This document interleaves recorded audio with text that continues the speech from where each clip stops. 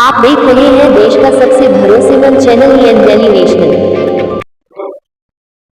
3 दिवसीय जो दिल्ली के अंदर अधिवेशन होने जा रहा है, यहाँ पर हमारे साथ महामंत्री मौजूद हैं।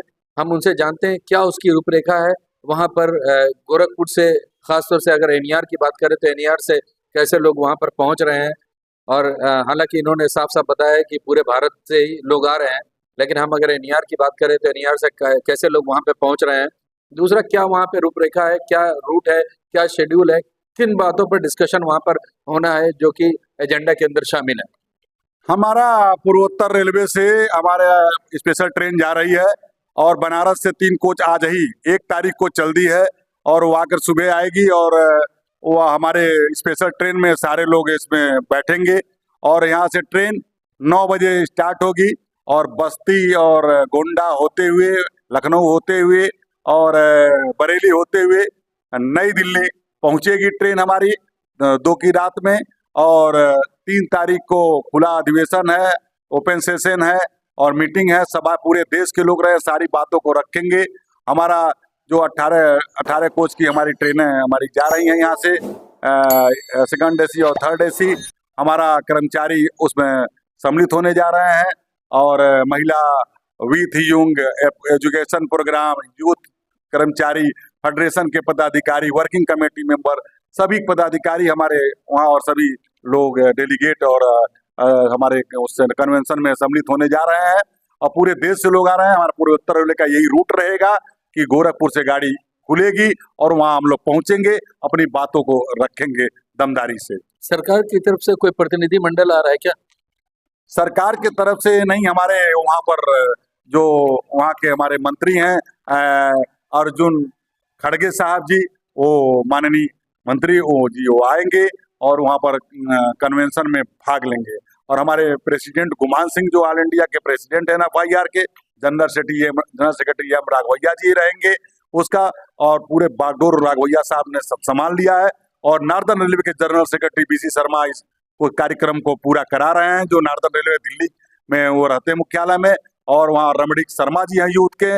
सभी लोग उस पर बागडोर संभाल लिए हैं और वहाँ पर कार्यक्रम बहुत बड़ा होगा। कर्नल सिंह स्टेडियम में पूरा दिल्ली में गूंज उठेगी NFIR की। इसके बाद अगर कोई मसौदा बनेगा, कोई आप लोग सरकार से फिर उसके बाद बात करेंगे इस पर, कुछ जो रिजल्ट निकलेगा ये 3 दिन के अधिवेशन के बाद कुछ ना कुछ तो निकल करके आएगा, कुछ डिमांड निकल के आएंगी, कुछ बीच की बातें निकल के आएंगे, तो उसके लिए कौन सा प्रतिनिधि मंडल जाएगा बात करने? पूरे देश में जो लोग आएंगे अपनी अपनी बातों को रखेंगे और किस तरीके से आगे लड़ाई रूपरेखा होगा पुरानी पेंशन बहाली के लिए, निजीकरण के खिलाफ, प्रमोशन के लिए, कर्मचारियों के जो नए अपॉइंटमेंट जो खाली जगह भरने के लिए, ये सब बातों पर वार्ता होगी। और उसके बाद हमारे महामंत्री पहले भी प्राइम मिनिस्टर को कई बार पत्र लिख चुके हैं, मिल चुके हैं, बात कर चुके हैं, कभी भी पीछे नहीं हटे हैं। बहुत बार उनसे बात किया गया कि इस मुद्दे को मान लिया जाए, वो मानने के लिए हमारे महामंत्री जी तैयार रहे हुए कि हम कर्मचारी हित के लिए, पुरानी पेंशन बहाली के लिए हमारा मांग रहेगा, निजीकरण के खिलाफ रहेगा और कर्मचारियों के जो पद खाली है उसको भर्ती किया जाए और सेफ्टी को तत्काल भर्ती किया जाए। हमारा वो प्रतिनिधि मंडल मिलेगा और उनको अपना सारी बातों को रखा था और फिर आगे इस मीटिंग के बाद ही वो प्रतिनिधिमंडल हमारा प्राइम मिनिस्टर और जो वहाँ पर रेल मंत्रालय और बोर्ड तक वहाँ रखा जाएगा।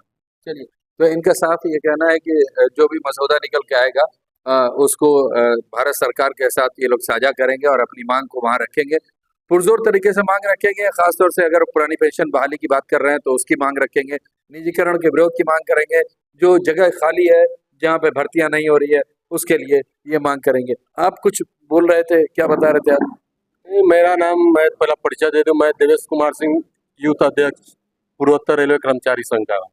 हम लोग देखिए हर 3 साल के बाद कमीशन जो NFIR का होता है, हम लोग उसमें भाग भी लेते हैं, बढ़ चढ़ के हर तरह से विरोध कर रहे हैं, लेकिन सरकार सुनने को तैयार नहीं है। हर बार कुछ नया नया वो अपना उसमें कुछ लगा देती है, समय टेकिंग करती है और हम लोग अपना विरोध हर बार बढ़ाते जा रहे हैं।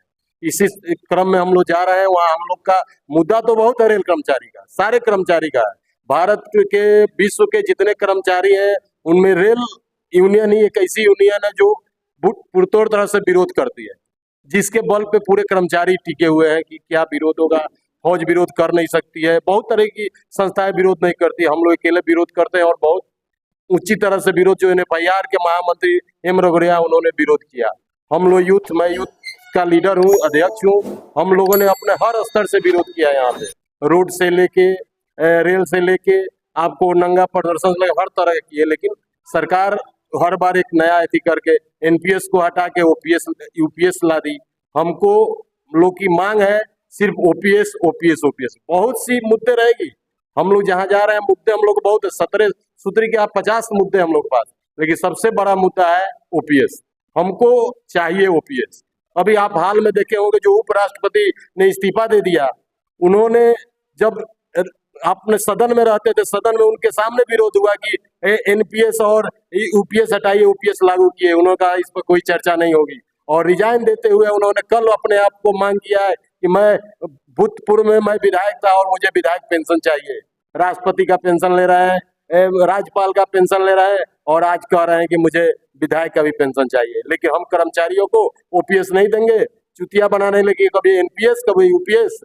इसलिए हम लोग लड़ाई लड़ेंगे। और आपने अभी पूछा था मेरे भैया से कि कब तक, तो हर चीज का समय होता है और समय बहुत नजदीक है। अगर सरकार नहीं मानेगी तो इसका विरोध चक्का जाम करके किया जाएगा, पुरजोर तरह से किया जाएगा, जिस तरह विरोध करना है किया जाएगा, लेकिन OPS हम लोग को लेना है। इसलिए कर्मचारी और हर किसी का एक ही एक विश्वास है OPS, नहीं तो कोई मतलब नहीं। अगर OPS नहीं तो UPS NPS कोई कुछ है नहीं, ये तो चुतिया बनाने की बात है। बोलिए। मैं यांत्रिक कारखाना मंडल अध्यक्ष ईश्वर चंद्र विद्यासागर आपको बताना चाहते हैं कि 31वां अधिवेशन NFIR का जो होने जा रहा है, इसमें तमाम मुद्दे हैं। उसमें यांत्रिक कारखाना की तरफ से मैकेनिकल साइड से एक मुद्दा यह भी ऐड किया गया है कि पहले MCM से JEE बना दिया जाता था, अब ये क्या किया गया, इसमें MCM से JEE बनाने की परीक्षा लगा दी गई है, जिसमें वैकेंसियाँ जो रहती है डिपार्टमेंटल की वो खाली चली जाती हैं।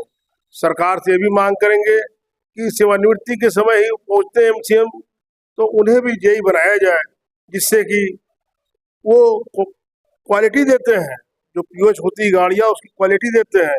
आज कारखाने में लगभग 40% जो है संविदा पे या प्राइवेट के कर्मचारी काम करते हैं, जो कि क्वालिटी नहीं दे पाते हैं। और लास्ट में काम ये होता है कि जब गाड़ियाँ फेल होती है तो रेल कर्मचारी ही जाकर उसको ठीक करता है। इस चीज़ पर विशेषकर ध्यान दे सरकार के, हम इसकी भी मांग को दोहराएंगे। और जो प्रमोशन नहीं हो रहे हैं उस प्रमोशन को किया जाए, क्योंकि ऑल इंडिया लेवल पर यह है कि MCM पर रिटायर हो जा रहा है, जबकि पहले ये थी कि MCM से JEE जो है आराम से बन जाते थे और एक सम्मान का पोस्ट लेके वो जाते थे। आज वो काम भी कर रहे हैं उसके बाद ही नहीं मिल रहा है। और सबसे बड़ा अभिशाप जो ये UPS लेके आए हैं, NPS का बदला रूप UPS, ये भी गलत है।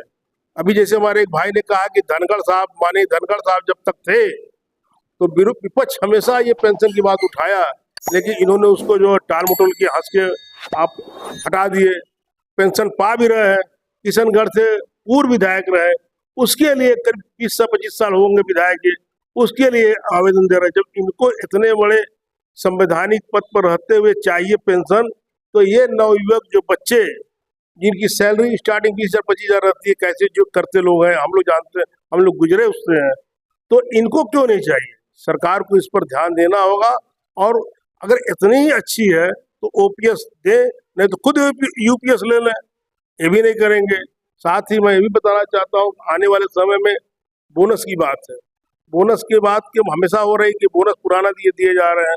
जब हमारा कर्मचारी मेहनत कर रहा है, दिन रात 24 आवर लगा रहता है, रात को बुलाएंगे तो भी गाड़ी फेल होगी तो आएगा।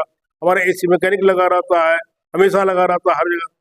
जितने भी रेल कर्मचारी हमेशा लगे रहते हैं प्रोडक्शन यूनिट के, चाहे लाइन पर के, तो आप जो सीलिंग हटा के उनको बोनस क्यों नहीं बढ़ा रहे हैं? बोनस तो बढ़ाने की आवश्यकता हमारी हो, अधिकार मुझको मिलना चाहिए। सरकार से ये भी डिमांड करेंगे हम लोग, जो 3 दिन का अधिवेशन है, कि इस पर भी ध्यान दे सरकार। यानी OPS यानी पुरानी पेंशन की बहाली के लिए नामबद्ध हो चुके हैं, और मुख्य मुद्दा जो इस अधिवेशन में होने वाला है, जो उठने वाला है, वो पुरानी पेंशन बहाली के लिए है। देखना दिलचस्प होगा कि सरकार इनकी मांग कब तक मानती है।